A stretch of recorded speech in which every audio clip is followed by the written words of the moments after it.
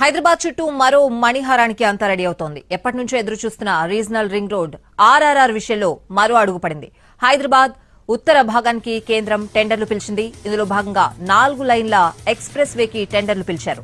సంగారెడ్డిలోని గిమ్మాపూర్ నుంచి యాదాద్రి వరకు టెండర్స్ పిలిచింది కేంద్ర సర్కార్.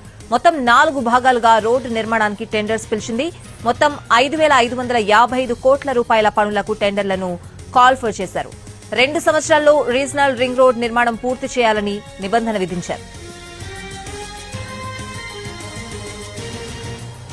హైదరాబాద్ చుట్టూ మరో మణిహారానికి అంతా